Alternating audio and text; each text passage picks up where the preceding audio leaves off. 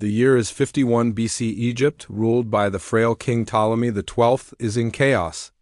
Rival factions vie for power in the streets of Alexandria, murdering anyone who gets in their way. Amidst this turmoil, the 14-year-old Cleopatra, along with her younger sister and brother, are plotting their own way to the throne. After careful planning and manipulation, they have the royal council poisoned, seize the palace, and take the throne.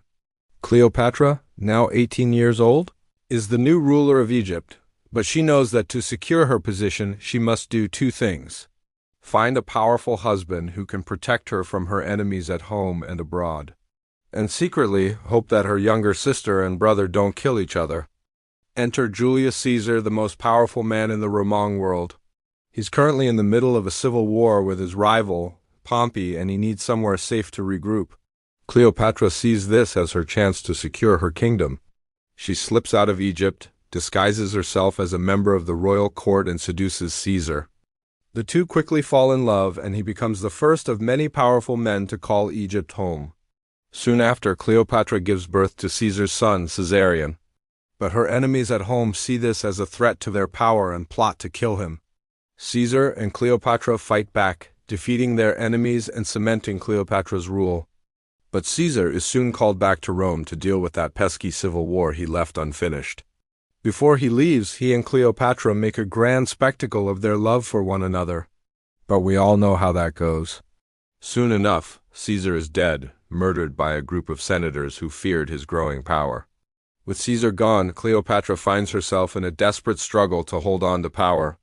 Her enemies within Egypt are growing bolder, and now Rome is sending one of Caesar's old rivals, Mark Antony, to take control of the eastern provinces. Once again, Cleopatra is not one to wait around.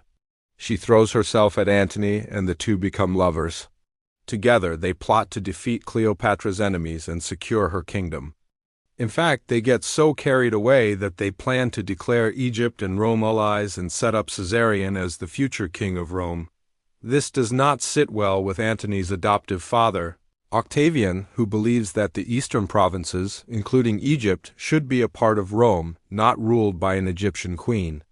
And so it begins, the battle of the siblings. Octavian uses his superior navy to blockade Alexandria, hoping that Cleopatra will surrender without a fight. But she's not ready to give up just yet.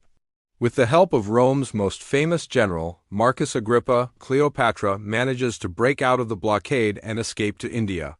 There, she raises an army and prepares to fight back. But before the two sides can clash, Antony and Cleopatra receive news that Octavian has declared himself emperor. Cleopatra is furious and demands that Antony take her to Rome to confront him. But Antony is exhausted from years of war and just wants to enjoy his retirement. He refuses, much to Cleopatra's annoyance. Their relationship grows increasingly strained, and she eventually returns to Alexandria alone. Cleopatra, along with her sister and brother, prepare to defend their homeland against Octavian's invasion. They put up a fierce fight but are eventually defeated and killed. As the Romans march into Alexandria, Cleopatra famously chooses to kill herself rather than be paraded through Rome as a captive. Antony, who survived the battle, learns of Cleopatra's death and kills himself. Soon after, Egypt is annexed into Rome, and Octavian, now known as Augustus, becomes the first emperor of the Roman Empire. Cleopatra may be dead, but her legend lives on. You can learn more about her through additional resources. Thank you for watching. Give it a like and hit the subscribe button for more.